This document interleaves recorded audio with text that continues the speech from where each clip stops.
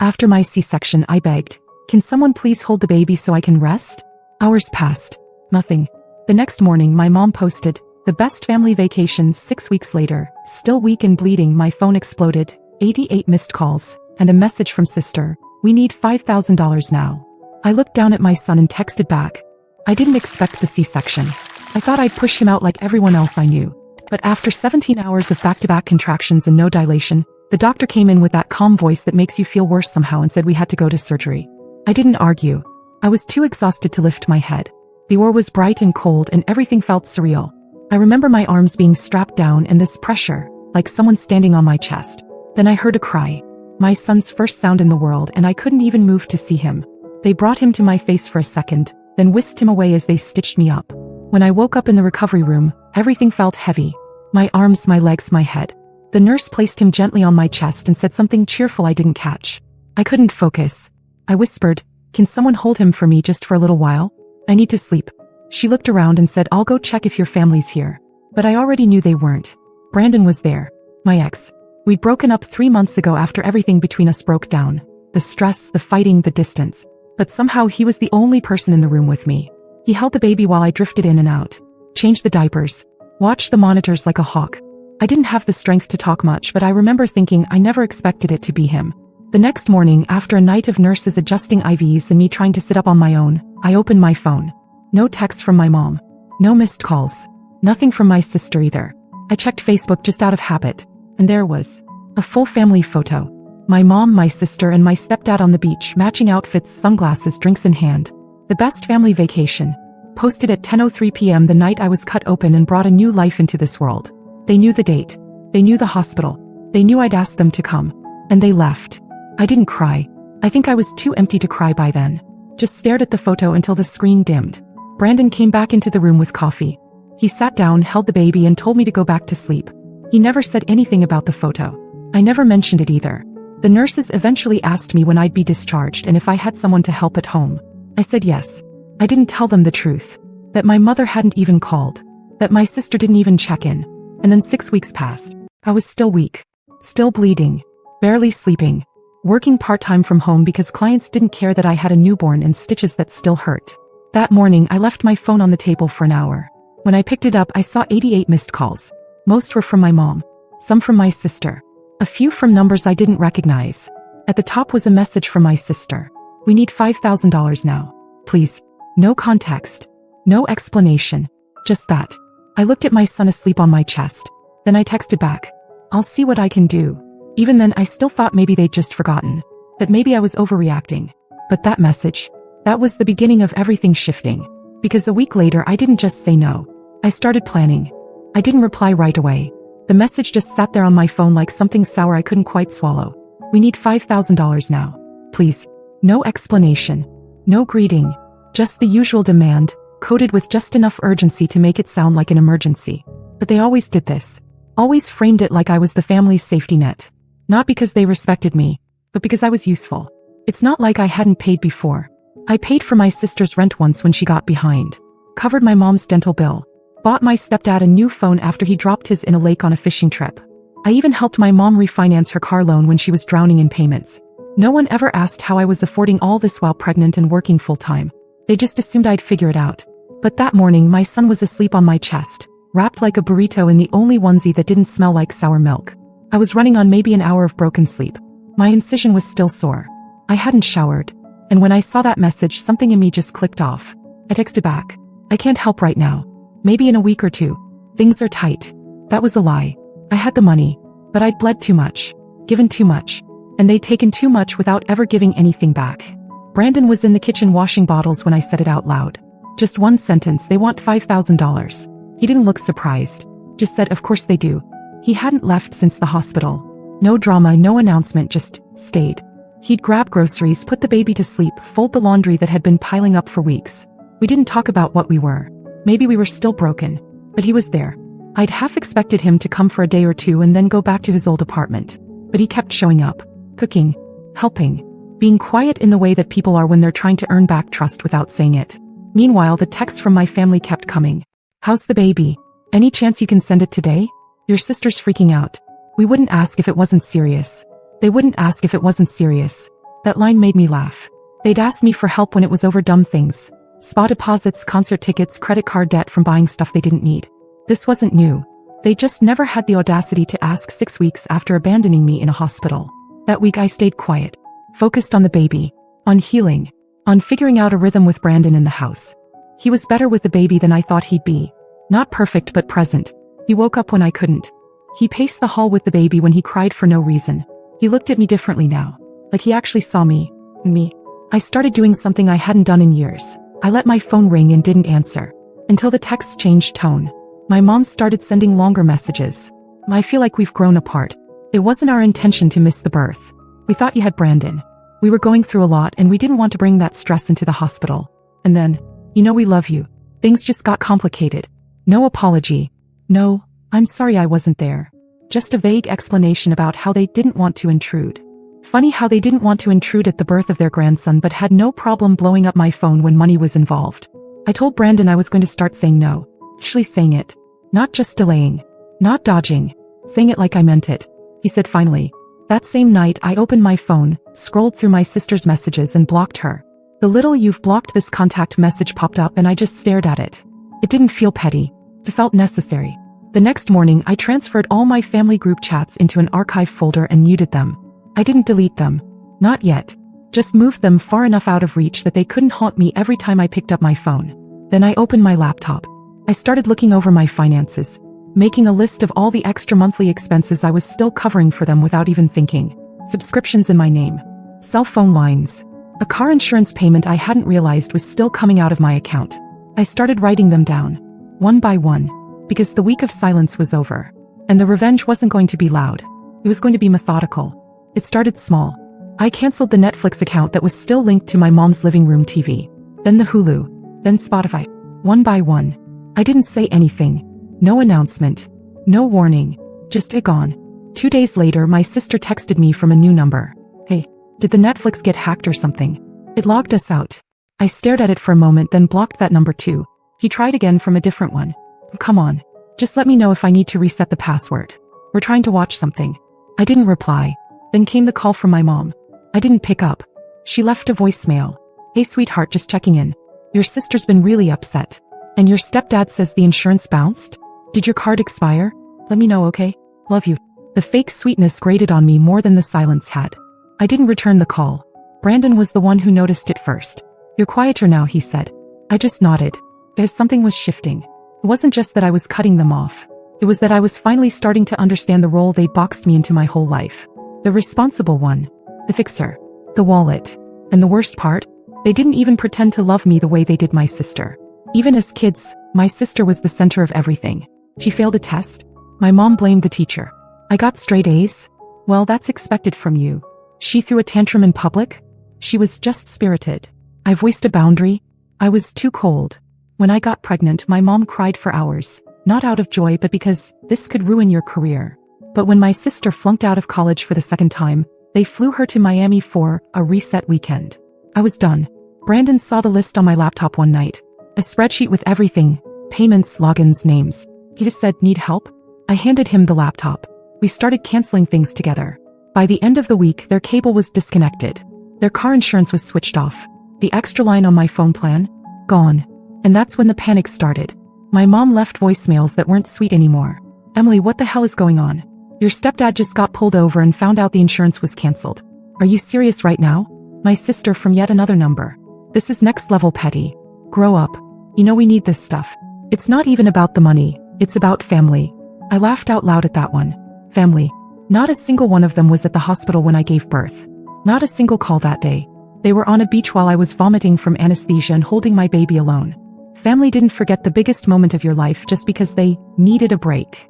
Brandon came home with groceries one night, saw me deleting another voicemail and said, you don't have to listen to any of that anymore, right?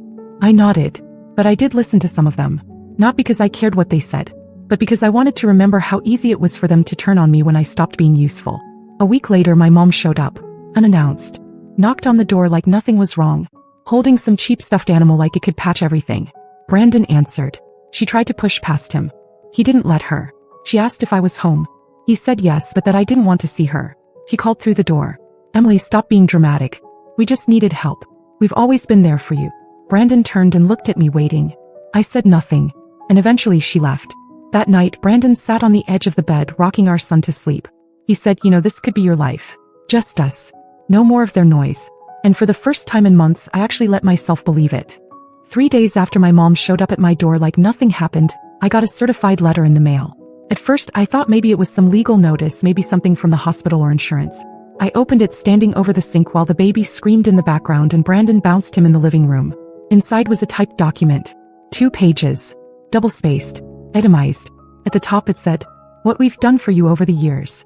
No, I'm not joking. She had listed everything. Rent from when I lived at home after college. Groceries I ate while living there. A prom dress from 2009. $80 from a camping trip I didn't even remember going on. All of it tallied up to $18,620.34. He even used cents.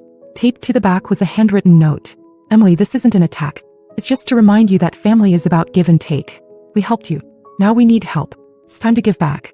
I just stood there holding it stunned. I had just carried a human out of my body. I had healed alone. I had paid for their bills without keeping score. And they had the nerve to send me an invoice. I brought the letter into the living room, handed it to Brandon without saying anything. He read it, folded it back up and said, "So they're billing you for existing now?" I wanted to laugh, but I couldn't. I felt nauseous. It wasn't about the money. It was what it meant. They saw me as an account, a transaction, a person they could guilt and manipulate until I folded. Brandon put the letter down and said, "So what now?" I didn't answer. Not then. Instead, I posted something to Facebook. First time in months. It was a photo. Me and the baby. I was in pajamas. No makeup. Hair unwashed. Brandon was in the background holding a bottle. No perfect poses. Just real life. The caption was short. No visitors. No help. No support. Just us. And we're finally okay. I didn't name names. Didn't tag anyone. But people knew. The comments started rolling in. Old classmates. Friends from work. Even my old boss. "Proud of you. This is what strength looks like. So glad you're surrounded by love now." But my cousin Sarah messaged me privately. "Emily, just so you know, your mom's freaking out. She's calling people saying you're unstable, that Brandon took over your life. She's saying you're keeping the baby away from the family out of spite." That's when something inside me snapped clean in half. I sent Sarah a voice message. I didn't yell. I didn't cry. I just explained that they weren't there when I needed them most. That they were drinking cocktails in matching t-shirts while I was getting cut open in an operating room. That they only remembered I existed when they needed thousands of dollars. That they thought of me not as a daughter, not even as a sister, but as a wallet. Sarah's reply came 5 minutes later. "I believe you. I've seen how they treat you. You're not crazy, you're just done playing the part they gave you."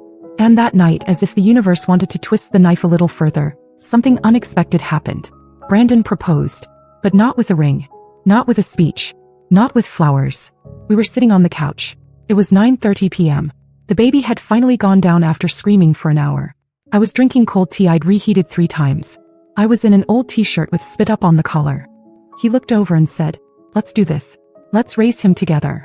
Really do it. Not out of guilt. Because we're already doing it. And because I don't want to leave." I didn't cry. I didn't overthink. I just said yes. Because he had shown up when no one else did. The next morning, I drafted a response to my mom's invoice. It took me 10 minutes.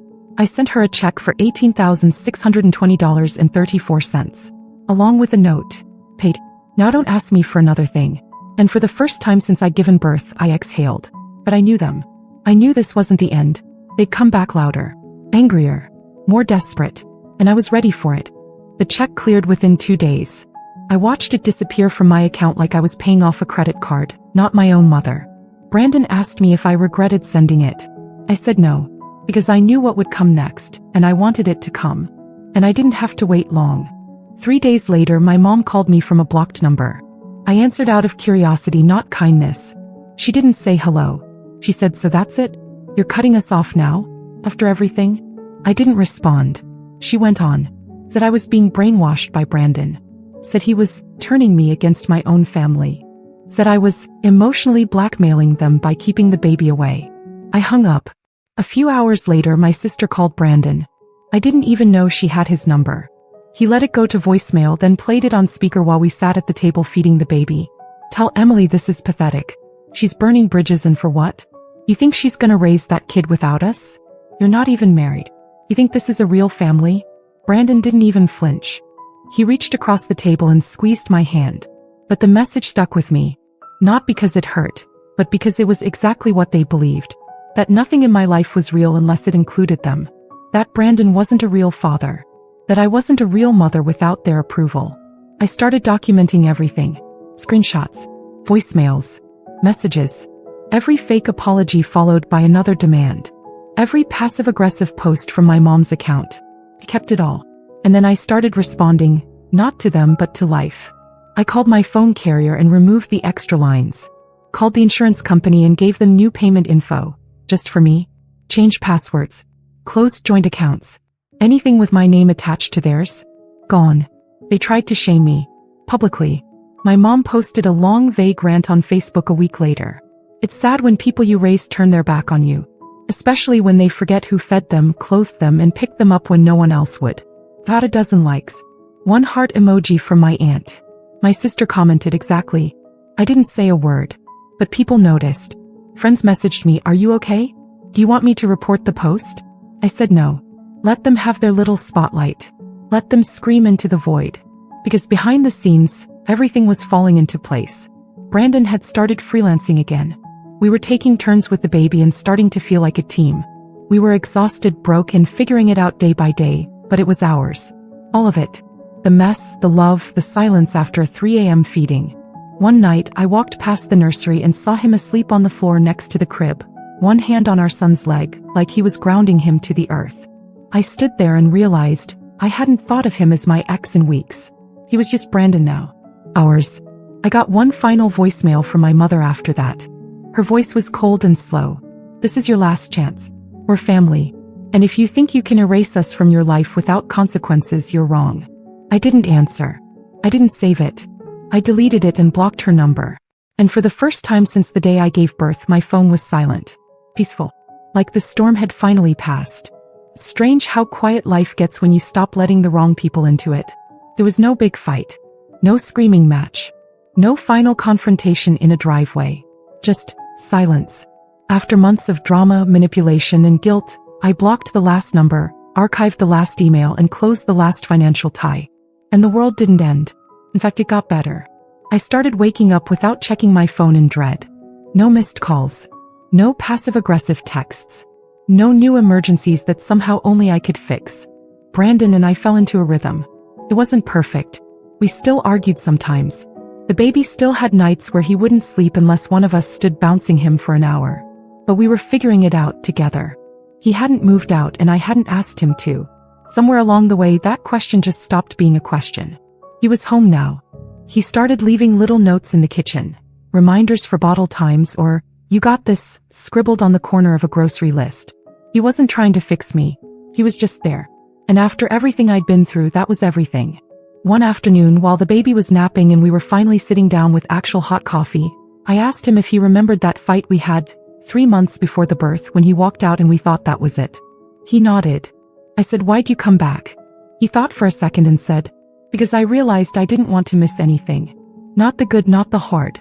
And because you were the strongest person I'd ever met, and I was tired of pretending that didn't matter." And that was it. I never spoke to my family again. Not after the Facebook post. Not after the threats. Not after they tried to show up to our apartment again and found the building had updated its entry codes. They faded out slowly.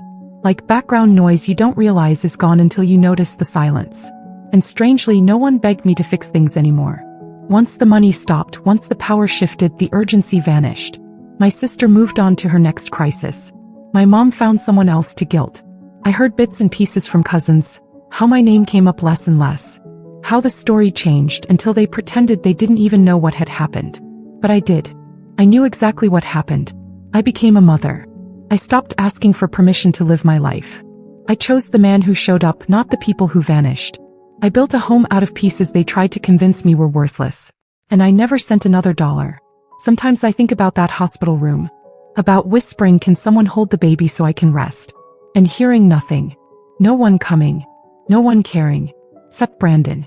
And now every night as I put our son to bed, I walk past Brandon brushing his teeth or cleaning up the kitchen, or lying on the floor making the baby laugh. And I think they were wrong. This is a real family. Maybe not the one I was born into, but the one I chose. And it's enough. It's more than enough. It's everything.